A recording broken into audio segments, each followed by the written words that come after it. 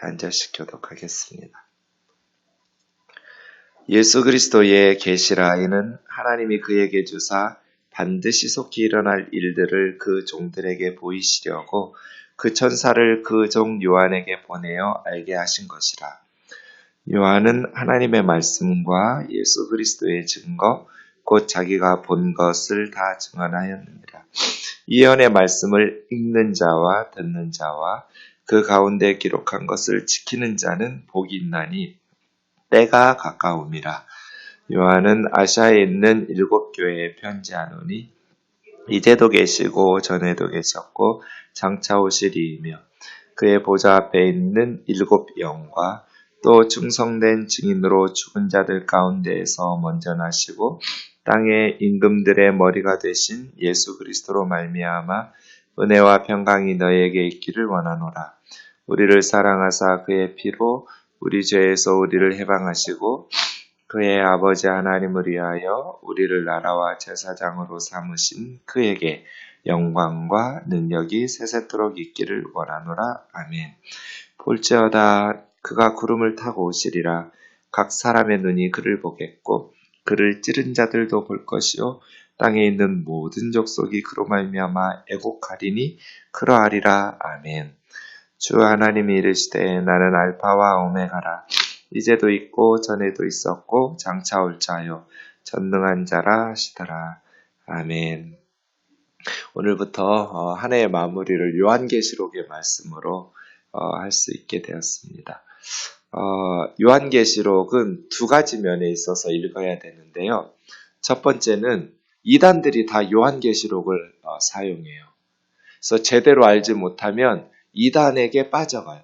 우리가 다른 성경을 읽을 때는 요한계시록의 내용 아닌 다른 성경을 읽을 때 이단들이 와서 이야기하면 대응해낼 수 있는데 요한계시록을 가지고 이단들이 잘못 해석해서 미혹할 때는 평소에 요한계시록을 제대로 교회에서 배우지 않기 때문에 또한 요한계시록을 어려워하면서 설교나 성경 공부를 잘 안 하는 교회들이 대부분 많아요.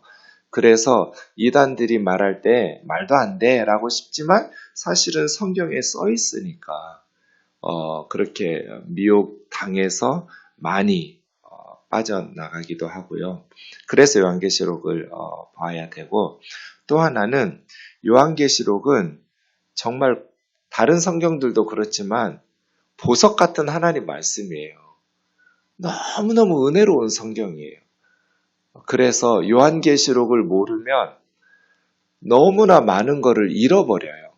하나님께서 우리에게 주시려는 그 너무 값진 보물들을 이렇게 빼앗기는 것 알지 못하고 넘어가면서 신앙생활하기 때문에 한편으로는 악한 사탄의 그러한 미혹, 이단의 미혹 때문에 요한계시록을 공부해야 하고 한편으로는 요한계시록을 통해서 주시고자 하시는 하나님의 그 은혜가 너무나 보석 같은데 요한계시록을 왜 잘 이렇게 하지 않냐면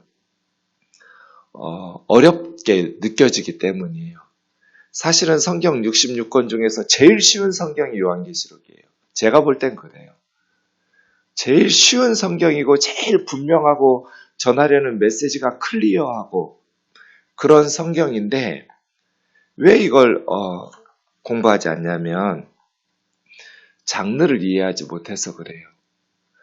창세기부터 요한계시록까지 공통점은 하나님의 말씀이다. 그런데 글 쓰는 방식을 장르라고 해요. 이 장르가 달라요. 시편은 시고 역사서는 역사책처럼 역사적인 문학의 방식으로 기록되었고 요한계시록은 계시문학이거든요. 글 쓰는 사람이 글 쓰는 방식, 장르가 다르면 그 글을 제대로 해석하기 위해서 반드시 그 장르라는 것을 기억하면서 그런 방식으로 해석해야 돼요. 시편하고 창세기는 똑같이 해석하면 안 되는 거예요. 안 된다는 거는 제대로 해석이 안 되니까. 제가 늘 말하죠. 목사에게 설교 듣는 거 되게 위험한 일이라고. 세뇌되거든요. 우리가 어떤 사람의 말을 날마다 새벽마다 들어요. 어떤 사람의 말을 일주일에 한 번씩 정기적으로 들어요. 그렇게 매번 반복해서 그 사람의 말을 듣는데 어떻게 세뇌되지 않아요? 그게 위험한 일이에요. 저희 아이가 지방에서 교회 다니는데 어떤 교회냐, 어떤 목사님이냐, 바른 말씀 전하느냐, 제가 왜 묻겠어요? 바른 성경 해석으로 바르게 적용해서 전해주는 설교는 세상의 천만금보다도 값지고 귀한 일이지만 성경 해석이 잘못되고 성경 적용이 잘못되면 세상에 가장 해로운 거잖아요. 환경 오염이니 수질 오염이니 어떤 오염보다도 영적인 오염, 이 독가스를 영혼에다가 살포하는 것 같은데 굉장히 위험하고도 하나님의 말씀은 바르게 해석되어서 적용되어야 된다. 바르게 해석되려면 글쓴이의 문학적 장르를 따라가야 된다. 요한계시록은 신약성경 26권하고 달라요. 글쓰는 방식이 달라요. 한편으로 이것은 서신서예요. 편지예요. 9절 10절에 있는 것처럼 11절까지 소아시아 7교회에 편지로 써서 보낸 서신서죠. 그런데 다른 서신서들과 다른 것은 계시문학이거든요. 9절 보세요. 나 요한은 너희 형제요 예수의 환난과 나라와 참음에 동참하는 자라 하나님의 말씀과 예수를 증언하였으므로 말미암아 반모라는 섬에 있었더니, 그러니까 사도 요한이 예수 그리스도의 복음, 하나님의 말씀을 증언하기 때문에 반모라는 섬으로 유배당한 거죠. 반모섬은 그리스 밑에 있는 섬이에요. 터키 밑에. 위치는 터키 밑에 있는데 여러분 지도 보시면 지금 소유권은 그리스가 가지고 있어요. 터키 밑에 있는 작은 섬에 반모라는 곳에서 유배당하고 있을 때 10절 주의 날에 벌써 주일이 있었어요. 초대교회 성경에서부터. 주의 날은 언제겠어요? 일요일이에요. 안식일 다음 날, 주님이 부활하신 날, 안식 후 첫날, 벌써 로드스데이라고 주일이라는 말들이 초대교회부터 있었던 것이죠. 네. 이단들은 안식일 범한다고 하면서 낚시질해요. 십계명의 안식일을 지키라고 그랬는데 왜 너희는 토요일이 안식일인데 주일에 쉬면서 예배하고 하느냐, 이런 식으로 이단들이 다 낚시질해요. 벌써 주일이 성경에서부터 어쨌든 이미 주일에 주님이 부활하신 부활절만 부활 기념하는 거 아니에요. 매 주일마다 부활을 기념하고 매 주일마다 부활의 주님, 그래서 안식일 개념을 토요일에서 일요일로 바꾼 거예요. 고린도전서 16장 2절, 사도행전 20장 7절, 이미 안식 후 첫날 모이기 시작했어요. 사도행전이나 고린도전서 보면 예배드리기 시작했단 말이에요. 성령에 감동돼서 반모섬에서 뒤에서 나는 나팔소리 같은 큰 음성을 들으니 네가 보는 것을 7교회에 써서 보내라. 이게 계시문학이에요. 지금 요한의 몸은 어디 있어요? 반모섬에 있어요. 그런데 하나님께서 뭐 보여주셨어요? 엄청난 요한계시록의 내용들을 보여주셨어요. 천국, 지옥, 과거, 현재, 미래 다 보여주셨죠. 그리고 들려주시고, 이게 계시문학의 특징이에요. 보여주시는 대로, 들려주시는 대로. 그런데 다른 성경들은 보고 듣는 것이 시간과 공간에 제약이 있어서 자기가 보고 들은 것만 쓰잖아요. 그런데 계시문학의 특징은 보고 들은 것이 다른 신약 성경의 저자들과 다르죠. 하나님께서 보여주시는 거 다르잖아요. 그래서 요한계시록은 보여주시는 대로, 들려주시는 대로 써서 보낸 편지예요. 그래서 계시문학의 특징을 한 단어로 말하면 초월성이라고 말할 수 있어요. 초월성. 구체적으로 다른 성경의 저자들은 시간과 공간의 제약을 받지만 사도 요한은 시간과 공간을 초월해서 하나님께서 과거, 현재, 미래 다 보여주시잖아요. 초월성. 하나님께서 천국, 지옥, 세상, 바다, 땅끝 다 보여주시잖아요. 공간을 초월하잖아요. 이게 계시문학의 특징이에요. 예. 시간적 초월, 공간적 초월을 통해서 하나님께서 보여주시는 하나님의 메시지를 편지로 써서 보낸 것. 그럼 우리도 뭐라고 생각하면서 요한계시록 읽으면 돼요? 하나님께서 단모섬에 있는 요한에게 보여주신 것, 들려주신 것, 요 생각하면서 읽으면 돼요. 왜 이런 걸 보여주실까? 왜 이런 말씀을 들려주실까? 그것을 통해서 말씀하시려는 메시지는 무엇인가? 이런 계시문학의 특징을 가지고 우리 아이가 유치원 다닐 때 해리포터라는 영화가 처음 나왔어요. 제가 데리고 아이랑 극장에 가서 영화를 보는데 3시간 동안 저는 재미도 없고 허리 아파서 죽는 줄 알았어요. 도대체 무슨 애들이 피자루 차고 날아다니면서 축구를 하고 이해가 하나도 안 되는 거예요. 재미도 없죠. 이해가 안 되니까. 그런데 영화 끝나고 나오면서 우리 아들의 표정을 지금도 이해할 수가 없어요. 잊을 수가 없어요. 너무 재밌었대요. 너 그게 이해가 돼? 빗자루 타고 날아다니면서 축구하는데 그게 말이 돼? 아빠 영화잖아요. 자기는 너무 재밌어가지고 화장실 가고 싶었는데도 그 내용 끊어지는 게 아까워가지고 화장실 가자는 말도 안 하고 3시간을 참은 거예요. 이게 요한계시록의 해리포터 같아요. 반지의 제왕 같은. 계시문학이에요. 그 장르를 이해하고 읽으면 너무 쉽고 재밌어요. 요한계시록은 신약성경 26권이 말하는 메시지와 내용은 똑같아요. 신약성경의 내용이 뭐예요? 예수 믿으라잖아요. 예수님 믿고 구원받아라. 그런데 그 내용을 표현하는 방식이 다른 거예요. 계시문학이니까. 네, 제가 했던 오늘 첫 말, 이 말을 기억하면서 요한계시록 22장까지 읽으시면 돼요. 요한계시록 1장 1절에서 8절은 프롤로그예요. 1장 9절에서부터 3장까지가 서론이고요. 예수님의 모습, 그리고 소아시아 7교회 보내는 편지들. 그 다음 4장부터 16장까지가 본론이에요. 4장과 5장은 본론에 대한 서론이고 창조주 하나님 4장, 구원의 주 어린 양 5장, 그 다음 6장부터 7인, 7나팔, 7대접 세 세트의 심판 시리즈가 이루어져요. 16장까지. 그리고 17장부터 22장 5절까지가 결론이에요. 네 부류의 악의 세력에 대한 심판, 그리고 하나님의 백성들의 구원의 완성의 모습이 나와요. 음녀 바벨론, 그리고 두 짐승, 용, 그 다음에 그 용 사탄을 추종하는 무리들, 네 부류의 심판이 이루어지고 그 다음에 새하늘과 새 땅, 새 예루살렘. 그것이 22장 5절까지 이어지고요. 마지막 22장 6절에서 21절까지는 에필로그예요. 편지니까 마지막 인사말, 마라나타, 주께서 속히 오신다는 말씀들. 이렇게 전체적으로 아주 잘 짜여진 구조를 가지고 있어요.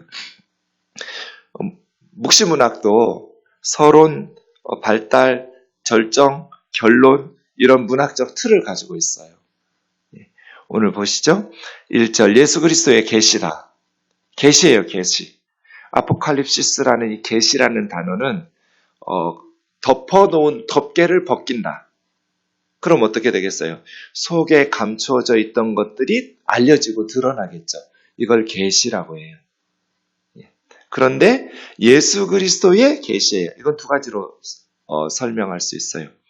예수님께서 주신 계시이기 때문에 예수 그리스도의 계시이고, 예수 그리스도에 대한 내용이기 때문에 예수 그리스도의 계시다.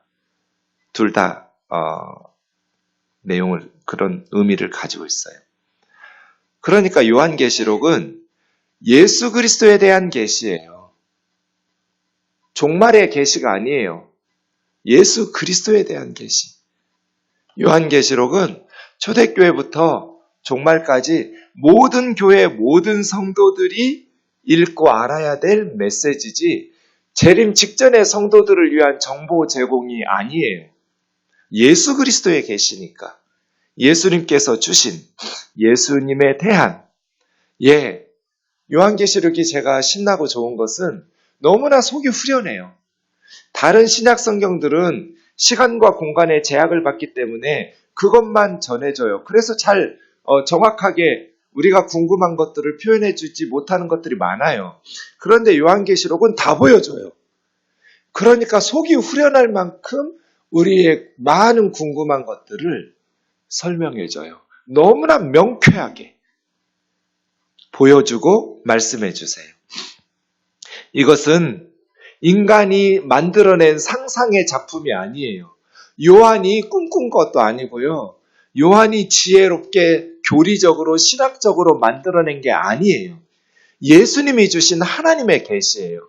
사람이 만들어낸 것이 아니라 하나님께서 예수 그리스도 통해서 주신 그래서 새로운 내용이 아니다. 예수 그리스도에 대한 내용은 우리가 익히 들고 있고 마태복음부터 시작된 내용이잖아요. 새로운 내용이 아니라 새로운 방식, 새로운 글쓰기 방식으로 전해준 성경이 요한계시록이다. 복음의 진리를 선포해요. 1절은 이 계시가 전달되는 과정이에요. 계시가 주어진 경로. 우선 이 계시는 하나님에서부터 시작돼요. 계시록의 내용은 하나님 거예요. 하나님께서 그에게 주사 누구에게? 예수 그리스도에게. 하나님께서 예수님에게 주신 계시. 그런데 이 계시의 말씀은 반드시 속히 일어날 일들이에요. 속히라는 단어가 갑자기라는 뜻이지 시간적으로 금방 그런 의미가 아니에요. 한글로 보면 속히 하면 그럼 요한계시록이 한 90년대에 쓰였으면 적어도 100년, 200년, 300년 안에 속히 예수님 재림하시나 완성되나 이 글의 내용이 그런 의미의 속히가 아니라 시간적 의미의 속히가 아니라 확실성이에요. 반드시 그런 의미로. 갑자기인데 반드시 이루어지기 때문에 미래적 예언이 단축된 것처럼 그러니까 어쨌든 모든 성도들의 입장에서 보면 계시록의 내용은 먼 미래로 보면 안 돼요. 갑자기 곧 주어질 수 있기 때문에 속히 일어날 일들 이것은 반드시 확실히 일어날 일들을 그 종들은 모든 성도들이죠.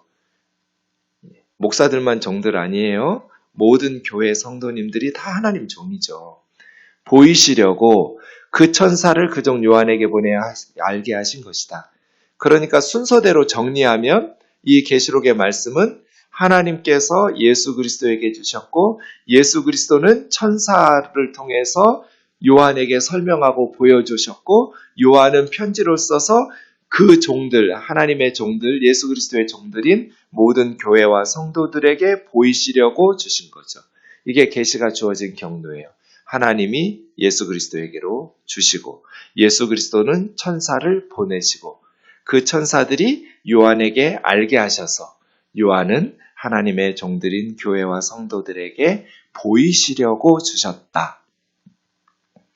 이 요한은 하나님의 말씀과 예수 그리스도의 증거 곧 자기가 본 것을 다 증언하였느니라. 이 예언의 말씀을 읽는 자, 듣는 자, 지키는 자는 복이 있나니 이 예언의 말씀이 성취될 때가 가까웠다. 말씀에 집중해야 될 이유, 이 말씀은 반드시 이루어질 거거든요. 그래서 읽는 자, 듣는 자, 지키는 자가 복이 있어요. 1장 3절에서 읽는 자, 듣는 자, 지키는 자가 복이 있다고 시작했는데 마지막 끝나는 22장 7절에 보면 지키는 자가 복이 있다 그래요. 그래서 지키는 자가 복이 있다로 시작해서 복이 있다로 끝나요.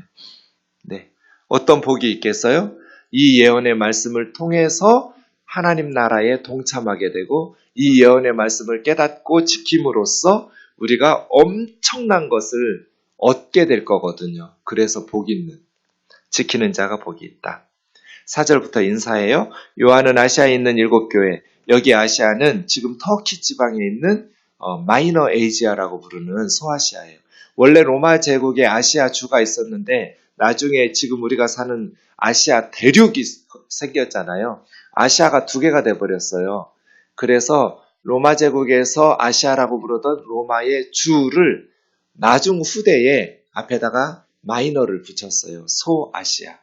그 시절에는 마이너 에이지아라고 부르지 않았어요. 그냥 아시아라고 부른 로마 제국의 주를 지금 우리는 마이너 에이지아에서 소아시아라고 부르는 거예요. 그러니까 여기는 소라는 말이 없죠. 아시아. 여기 아시아면 뭐 우리 일본, 중국, 한국 그게 아니에요. 여기는 로마 제국 아시아 주예요. 7교회에 편지하노니 이제도 계시고 전에도 계셨고 장차 오시리이며 이분 누굴까요? 예수님 아니에요? 이제도 계시고 전에도 계셨고 장차 오시리가 예수님 같은데 네, 성부 하나님이에요. 그럼 성부 하나님도 장차 오셔? 8절 보세요. 주 하나님 이르시되 나는 알파와 오메가라 이제도 있고 전에도 있고 장차 올 자요 전능한 자라 하시더라. 주 하나님이 이르시되 하나님이 알파와 오메가 그런데 이제도 계셨고 전에도 지금도 계시고 전에도 계셨고 장차 오실 분 전능하신 하나님. 그래서 하나님이에요. 이제도 계시고 전에도 계셨고 장차 오실 하나님과 하나님의 보좌 앞에 있는 7영은 누구시겠어요? 성령이죠. 하나님과 성령과 그 다음 5절 충성된 증인으로 죽은 자 가운데서 먼저 나시고 땅의 임금들의 머리가 되신 분은 예수 그리스도죠. 그러니까 성부, 성령, 성자 삼위일체를 다 말하고 있는 거예요. 이제도 계시고 전에도 계셨고 장차 오실 성부 하나님과 그리고 하나님 앞에 있는 7영이신 완전하신 성령 하나님과 충성된 증인으로 죽은 자들 가운데 먼저 나셨고 부활하셨고 땅의 임금들의 머리가 되신 온 세상의 주권자이신 예수 그리스도로 말미암아 은혜와 평강이 너희에게 있기를 원하노라. 그러니까 참된 은혜와 평강은 성부 하나님과 성령 하나님과 성자 하나님이신 예수 그리스도로 말미암아 주어지는 것이죠. 이게 은혜와 평강 샬롬이에요. 우리를 사랑하사 그의 피로 우리 죄에서 우리를 해방하시고 그의 아버지 하나님을 위하여 우리를 나라와 제사장으로 삼으신 그분께 영광과 능력이 세세토록 있기를 원하노라. 이건 제가 제일 좋아하는 성령인데요. 복음송 찬양도 있어요. 우리를 사랑하사 이것은 구원의 원인이에요. 하나님이 구원을 왜 하셨는가? 우리를 사랑하셨기 때문에. 그의 피로 이건 구원의 방법이에요. 어떻게 구원하셨는가? 예수 그리스도의 피로. 우리를 죄에서 해방하시고 이건 구원의 결과예요. 구원의 원인과 방법과 결과가 다 남아 있어요. 이 한 문장에. 하나님이 우리를 사랑하셔서 예수 그리스도의 피로 우리를 죄에서 해방시키셨다. 예수님은 그 아버지 하나님을 위하여, 이게 너무 쇼킹해요. 우리를 위하여 할 것 같은데 우리를 위하여가 아니라 그의 아버지 하나님을 위하여 세상에 오셔서 우리를 구원하셨대요. 하나님을 위해서. 왜? 하나님이 우리가 구원받기를 원하셨으니까. 정말 눈물 나는 얘기예요. 죄인인 우리를 위해서 예수님이 세상에 오셨다고 말할 것 같은데 하나님을 위해서 우리를 위해서 세상에 오셔서 십자가에 죽으셨대요. 하나님이 우리 구원을 그렇게 원하고 원하신 거예요. 우리가 멸망하지 않기를 하나님께서 간절히 원했기 때문에 그의 아버지 하나님을 위하여 죄인인 우리를 하나님의 나라와 제사장으로 삼으셨다. 그래서 목사가 제사장이라는 말이 거짓말이라는 거예요.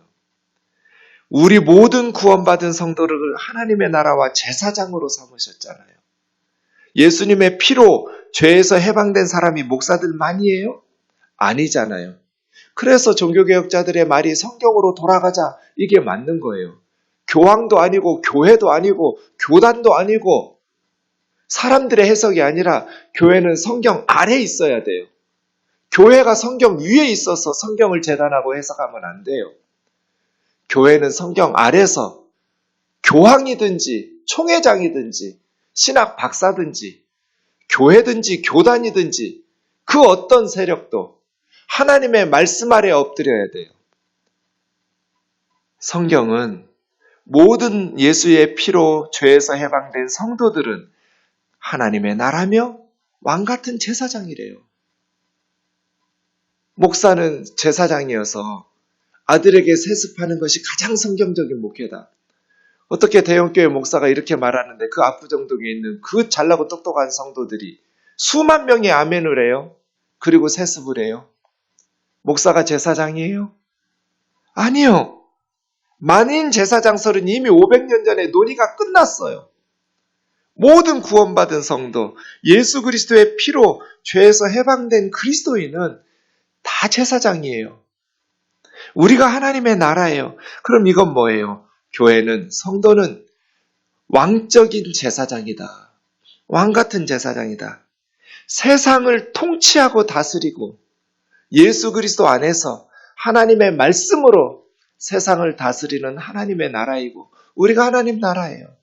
그리고 우리가 제사장이에요. 세상과 하나님을 연계시켜줘서 예수 그리스도의 복음을 전함으로써 우리 자신을 제물 삼아서 십자가에 하나님 앞에 드린 것처럼 예수님처럼 우리도 제사장이니까 예수 그리스도의 피로 우리 자신의 삶을, 우리 인생을 제물 삼아서 하나님께 거룩한 산 제물로 드려야 돼요. 이게 신약 성경의 가르침이잖아요. 너희 몸을 하나님이 기뻐하시는 거룩한 산 제물로 드려라. 이것이 영적인 예배다.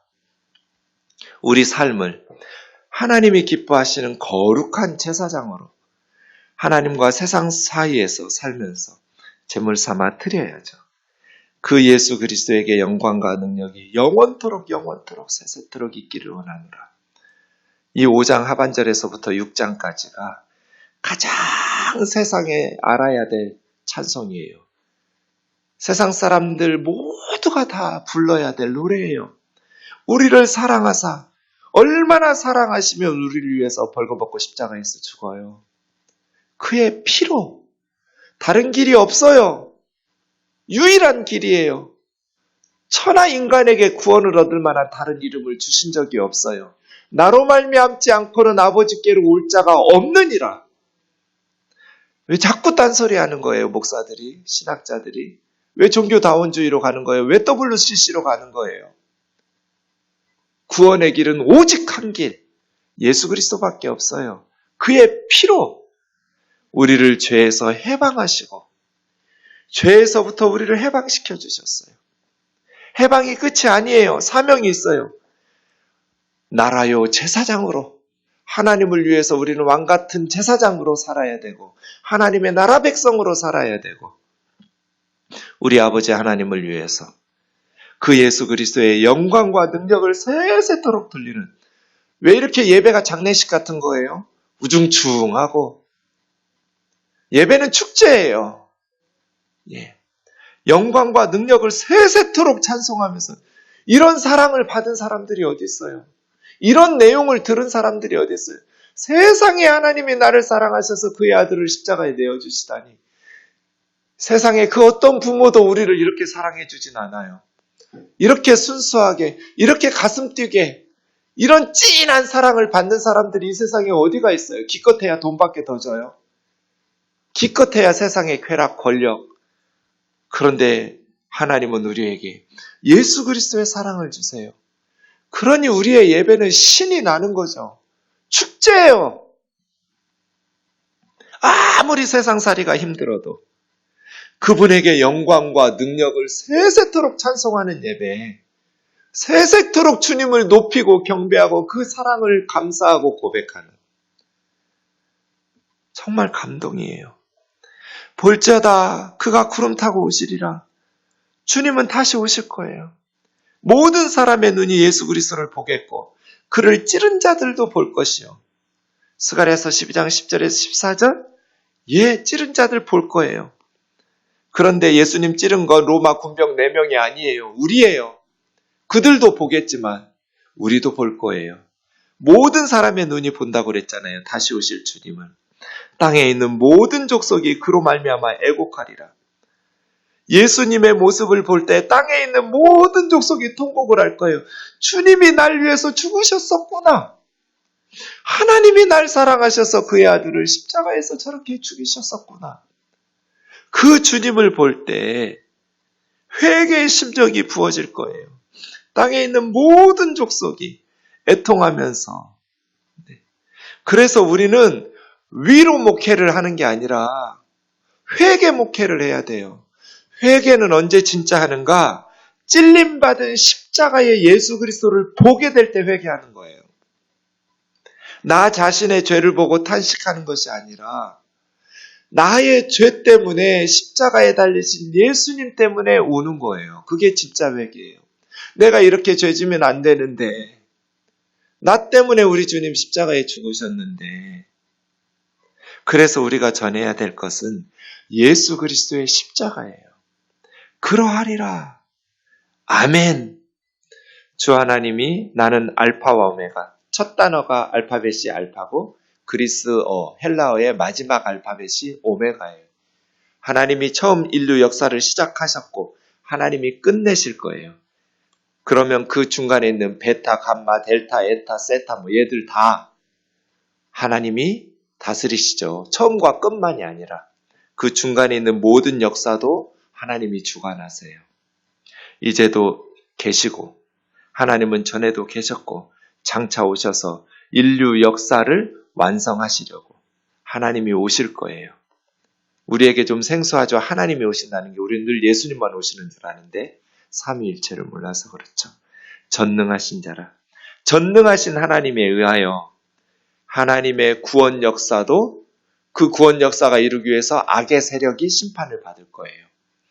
그런 하나님의 메시지 내용이 계시록의 역사가 반드시 성취되고 완성될 거예요. 그 하나님의 말씀들을 또 한 달 동안 은혜롭게 묵상하면서 한 해를 마무리할 수 있어서 참 감사합니다. 기도하겠습니다. 살아계신 하나님 아버지, 계시록을 펼치면 가슴이 뜁니다. 너무나 메시지의 내용들이 생생해서 그리고 그 속에 찬송들이 너무나 아름다워서 배우고 싶고 담고 싶고 우리도 그렇게 주님을 노래하고 찬송하고 이 엄청난 사랑의 메시지, 은혜로운 말씀들이 우리 생동교회에 울려 퍼지게 하여 주옵소서. 그래서 세상살이가 아무리 힘들어도 초대교회의 그 엄청난 박해 속에서도 성도들이 계시록의 말씀을 통해서 새 힘을 얻고 영광스러운 믿음을 지켜가서 결국은 로마 제국을 복음으로 변화시켰던 것처럼 우리도 그런 삶, 그러한 살아있는 성령의 역사와 은혜로 가득한 신앙생활을 할 수 있도록 인도하여 주옵소서. 예수님의 이름으로 기도하옵나이다. 아멘.